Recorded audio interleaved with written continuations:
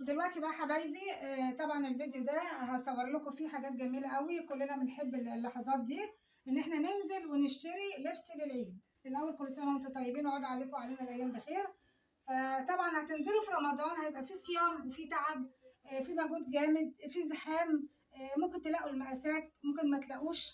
فطبعا دلوقتي اهم حاجه انكم انتوا تنقذوا نفسكم وتجيبوا الحاجه بسرعه. اللي يلحق ينزل لو الامكانيات سامحه على قد يعني بابسط حاجه. هتجيبي لبس لاولادك، ليكي، للبيت، لاي حاجه يعني. فاحنا جبنا شويه لبس للعيد هنوريهم لكم دلوقتي. يعني للبنات وليا. هي حاجه بسيطه بس برضو يعني عشان ننقذ نفسنا في رمضان. الواحد طبعا ما فيش وقت، طبعا الطاعات والتراويح والصيام وتحضير الاكل والفطار والسحور والحاجات الجميله دي. فطبعا قلنا نلحق نفسنا وجبنا حاجات كده هنصورها لكم ونوريها لكم دلوقتي. وكل سنه وانتم طيبين. اول حاجه في لبس العيد، طبعا في البيت بتبقى اخر يوم، طبعا يعتبر يوم الوقفه، ايام العيد بيلبسوها في البيت. فدي اهم حاجه. طبعا البيجامات دي اساس لبس العيد. فاول حاجه البيجامات بتجيبوها عشان ما تتلبس في العيد كله، وفي قبل العيد يوم الوقفه بتتلبس. فحتى لو حد جالكوا او كده برضه بتلبسوها، يعني بيبقى شكلها جميل ومريح، وبعدين فرحه، وبعدين العاده ما تتقطعش يعني. فاول حاجه البيجامات. فاحنا جبنا بقى البيجامه دي الجميله. ايه رايكم؟ طبعا البيجامه دي طبعا احنا لسه يعتبر في الشتاء والجو فيه سقعيه ورطوبه. فاحنا جبنا بقى دفايات. طبعا الدفايات دي بتدفي طبعا عشان الشتاء اللي احنا فيه ده. فهوريهم لكم دلوقتي اهو. بسم الله الرحمن الرحيم اهو. ايه رايكم؟ هوريكم بقى ايه البنطلون بتاعها. ايه رايكم؟ قماشها ناعم وجميل قوي. قماشها ناعم وجميل جدا. اخلط طبعا عشان بتاعتك، فانت بتقولي بقى. كلمي قولي لو كده. انت ادرى بيها، انت منقياها وعارفاها. فالبيجامه دي بص منطلونها يعني جميل جدا وبيدفي. مش من النوع بقى اللي هو الضيق قوي انك انت تيجي تقعدي فتحسي ان الحاجه يعني هتتمط. مش اللي هو الاسترتش اللي هو ده. لا حلوه مريحه مريحه وتدفي. ولو في الساعه قوي يعني بتنفع، يعني ممكن تلبسي تحتها اي حاجه. ده المنطلون. ادي البيجامه بتاعته اهو، نفس اللون، يعني فيها رصاصي فيها رصاص برضه. عشان كده البنطلون رصاصي. فادي البيجامه اهي. الزونت بتاعها اهو زي ما انتم شايفينه اهو. ودي كده اهي. فدي بقى ايه البيجامه بتاعته. يعتبر دفايه يعني، بس دي بتاعت الايه المنطلون. فدي بتتلبس بصراحه. قماشها بصوا خطير كده، بس طري ازاي وحلو ناعم ويدفي. وطري قوي. زبده، عامل زي الزبده. فجميل جدا يعني. دي بقى ايه اول دفايه او بيجامه تلبسوها في يوم الوقفه، في العيد، يعني في ايام العيد كلها. ماشي. ادي حاجه. تاني حاجه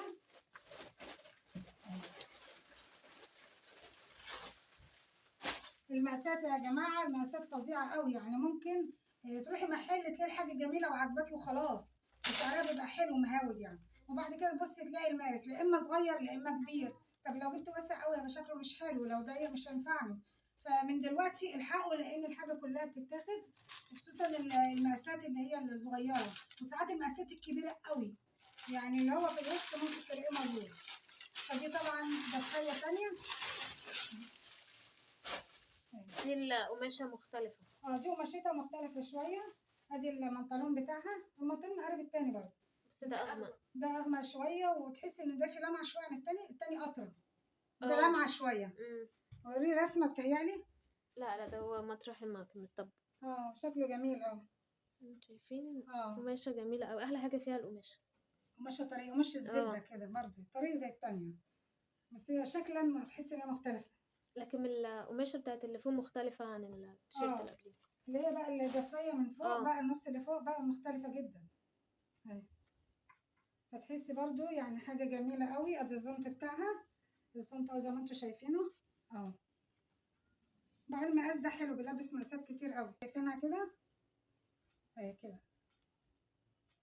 اهي كده باينة اهي زي ما انتوا شايفينها. برضو القماشة دي طرية قوي يعني. بصوا بس تقيلة شوية عن التانية. دي أتقل من التانية. دي تقيلة شوية، ومن جوه كده تحسوا فيها زي كسرات كده. مش سادة القماشة. لا بصراحة خطيرة جدا وجميلة. ولما حد في العيد جالك طبعا هتلبسيها فشكلها شيك قوي وجميلة. فشكلها حلو يعني. اهي زي ما انتوا شايفينها كده. اهي باينه كده. ماشي. هوريكم بقى ايه الدفايه الثالثه. هاتيها كده.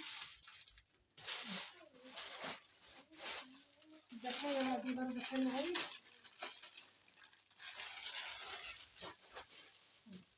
دي شبه الصفرة.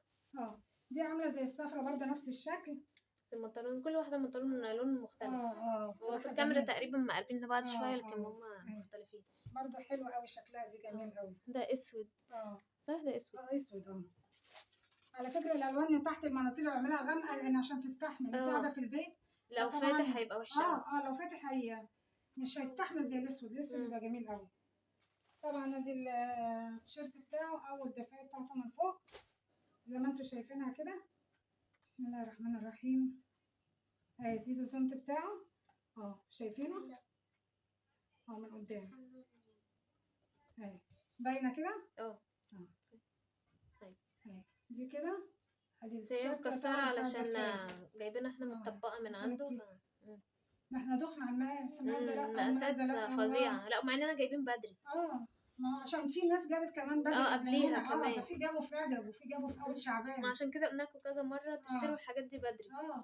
يعني احنا كده لحقنا يعتبر قبل رمضان، لان رمضان طبعا الظروف بتبقى صعبه قوي.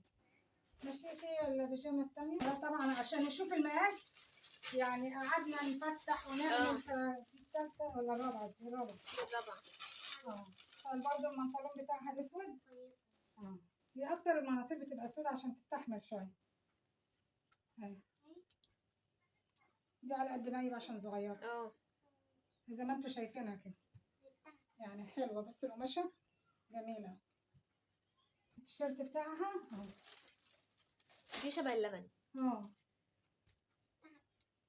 بصراحه دفايات جميله قوي. قماشها كمان جميل قوي قوي قوي كده باينه. وده الزنط طبعا زي ما انتم شايفين عليها رسمه قطط.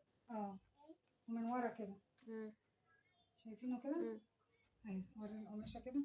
القماشه ناعمه قوي قوي قوي بصراحه. جميله جدا، طريه يعني اللي هي ما تضايقكيش وانت لابساها. لا وتحسي وانت لابساها ما كنتوا عايزينها هناك في المحل. كانت جميله.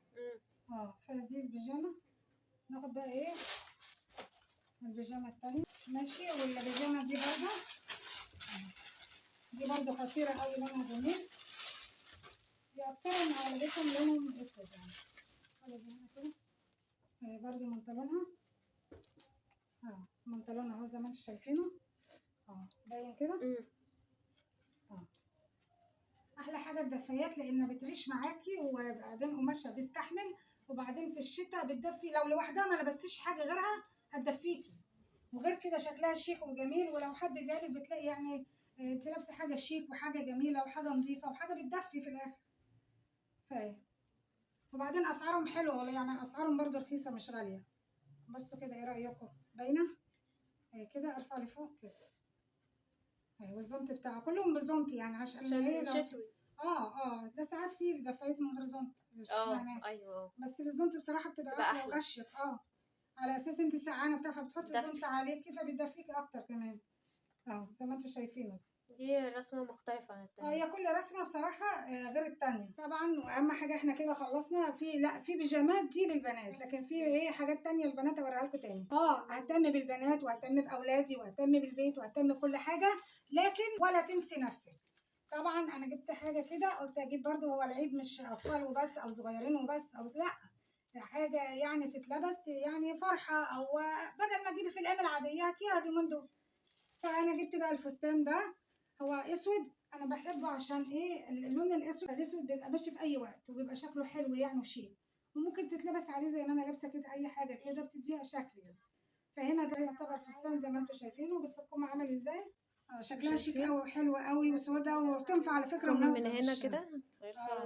الكم عامل زي القرطاس او حاجه. كرانيش. فالكم عامل كده شكله جميل قوي من ورا زي ما انتم شايفينها على واسع. طلع لها عامل لها اللي هو طبقه تانية كده. شايفين زي شيفون كده حاجه. طبقه تانية خفيفه كده شايفينها عليها هي نفسها. دي طبقه تانية غير اللي هو باقي الفستان نفسه. دي شيفونه زياده عليها. فدي كده اهي كده. ودي من هنا كده وده اللي من تحت بقى ايه الفستان من تحت على واسع برضه. شكلها حلو وشيك برضه. طبعا جبت طبعا الفستان اللي شفتوه الاسود ده عشان اخرج بيه يعني. فجبت حاجه برضه في البيت في العيد اقعد بيها. فعبايه حلوه برضه في البيت شكلها حلو. ده ظهرها وده وشها. فزي ما انتم شايفينها كده باينه كده اهي. فدي برضو شكلها حلو وواسع ومريح ويعتبر تدفي برضو يعني في الجو الشتوي ده قماشها تقيل يعني حلو زي ما انتم شايفينه كده. يعني شكلها جميل برضو شيك قوي وحلو. ماشي دي حاجة تانية اهي جبناها اهو زي ما انتم شايفينها. ماشي اهي. هوريكم بقى بقية الحاجة دي زي ما انتم شفتوا كده العباية اللي في البيت واللي هي الفستان اللي بخرج بيه. فقلت اجيب عباية تانية برضو في البيت بس لون مختلف شوية عن التانية. ده ظهرها وده وشها. فلون مختلف شوية عن التانية وبعدين برضو قماشها تقيل وبيدفي وشكلها حلو برضو. حتى هي شبه الإسدال يعني ممكن أنا لو لبست عليها صح لو لبست عليها الطرحة وكده فممكن تعتبر أصلي بيها في البيت يعني. بس شكلها حلو مش وحش زي ما انتوا شايفينها كده. برضو شكلها حلو وشيك. اعلى حاجه فيهم القماش بيبقى ناعم. هي في البيت يعني اقعد بقى في البيت اما مش خروج.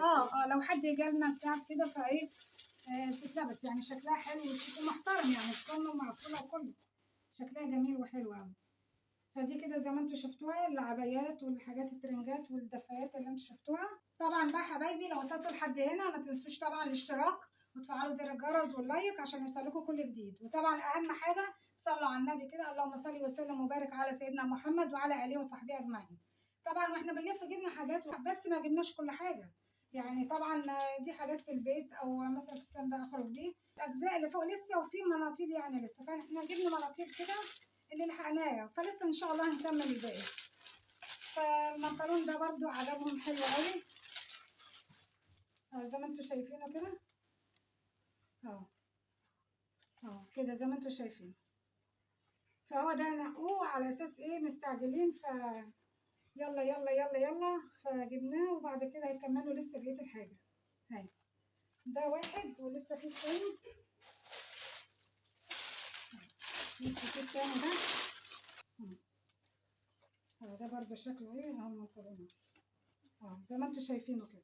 ده شكله شيك وحلو قوي. ده اغمق من التاني ده رسمه ده لون وده لون. التاني زي رصاصي شويه فاتح. لكن ده يعتبر زي كحل كده. المناطيل دي لسه هينقوا عليها حاجات ولسه ممكن يكملوا كمان مناطيل تانية.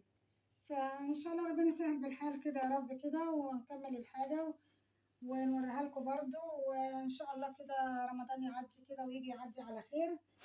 ودي شويه حاجات كده اشتريناهم قلت اوريها لكم برضو اللي لسه ما جابش نشجعه ان هو يجيب الحاجه وتلحقوا طبعا عشان قلنا زي ما قلنا المقاسات وكده. اللي بيلاقي المقاس يعني بتبقى بصراحه معجزه لان احنا دخنا وتعبنا ولفينا وتخش المحل تلاقي المحل الله حاجه جميله. طب اجي اقيسها يعني البنات يجي لا اما مش حلوه لا اما المقاس صغير المقاس كبير مش نافع يعني. فبصعوبه انك انت في الايام دي يعني ممكن طول السنه تلاقي المقاس وتلاقي الشكل وتلاقي كل حاجه وتبقى ساعتها مش بتشتري اصلا.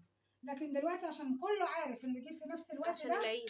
عشان العيد وعشان رمضان داخل فالوقت صعب فبيلحقوا دلوقتي. في رمضان كمان الوقت بتبقى صعب قوي انك تنزلي تشتري بعد الفطار بتلاقي الدنيا كلها زحمه الحاجه خلصانه. وبعدين قبل ما بروح نصلي التراويح وبنيجي مفيش وقت. طبعا يا دوب بتشيلي حاجه الفطار او بتفطري ولا بسرعه عشان تلحقي تنزلي التراويح. وبعد كده قبل ما بتيجي بتجيبي طبعا لبس الاكل السحور والحاجه فبتحضري السحور فبتعملي يا دوب الوقت بيعدي بس بسرعه فما بتلحقيش. ده غير الزحام بقى يا خراب الزحام في رمضان والمواصلات. المواصلات اصلا طول السنه صعبه وتيجي في رمضان ده بتبقى حاجه اصعب صعبه قوي. انا بصراحه ما بحبش اشتري حاجه في رمضان يعني كفايه علينا اكل وشرب وتحضير وحاجات والطاعات بتاعت ربنا وهنا وهنا فحاجات صعبه. فربنا ان شاء الله كده يعديه بالخير كده والسعاده عليكم وعلينا وعلى الناس جميعا. ادي دلوقتي شويه الحاجات اللي وريتها لكم لسه هيكملوها ان شاء الله يا رب يكون خير. بتمنى ليكم كده اللي ناسي نفسه واللي ما افتكرش نفسه يعني اقل حاجه في كل حاجه. ان شاء الله يجيب الحاجه ويفرح ويفرح اهله والعيله والبيت كله يبقى مليان سعاده والسرور كده لكل الناس كلها ولينا يا رب كده. وكل سنه وانتم طيبين.